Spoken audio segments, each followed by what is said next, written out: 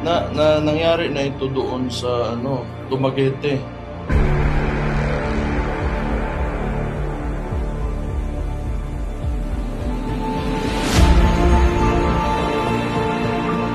Katulad ng nangyari dito, similar case na nilagyan nila ng mga heavy equipment yung part kung saan supposedly doon kami mag prayer rally.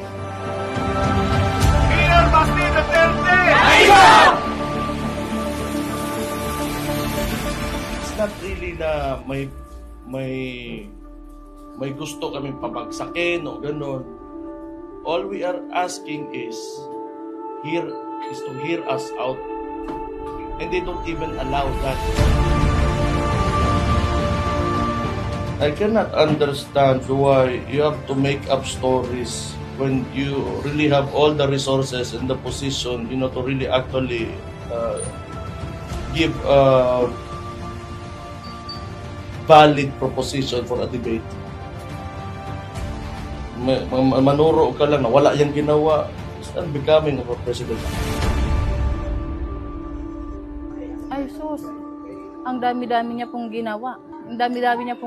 Dito na lang mismo, sa mga pabahay. Talaga. Kahit sa mga 4Ps, tapos sa mga senior citizen, malaking po talaga.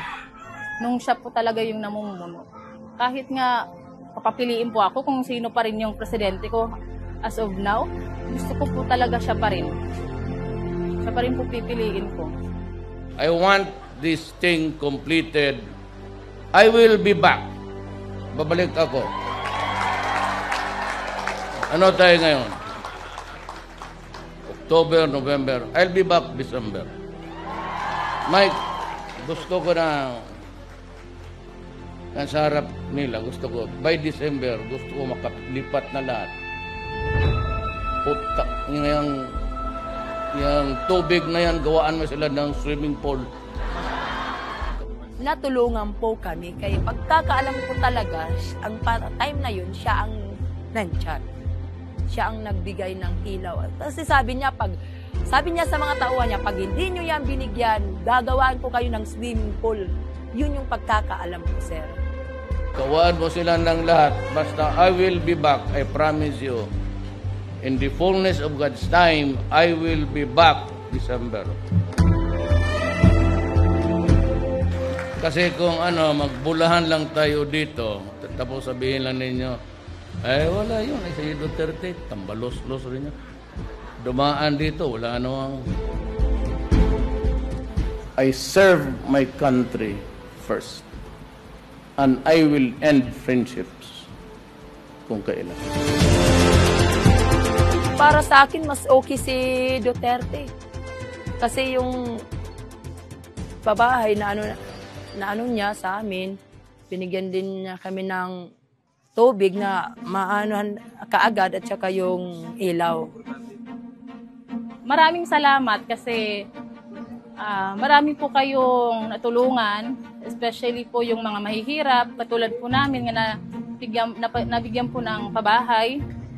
At marami pa pong mga benepisyo na nabigay niyo po sa amin. Hindi man po katulad po ng mama ko, senior citizen. Yung karagdagan nilang increase ng kanilang pension. Isa din po 'yan.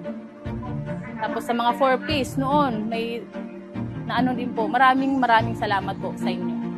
And sana maging malakas pa po kayo. Dati po naming presidente, salamat at saka inanuhan niyo agad yung pabahay namin, inaksyonan na binigyan ka agad dito ng ilaw at saka tubig. I think the only communication that he gave us was he pointed the finger to my father, the former president, na walang nagawa dito sa Tacloban. I think that's his way of communicating to us. And ask everybody to cooperate. Kindly cooperate. Do not delay government projects.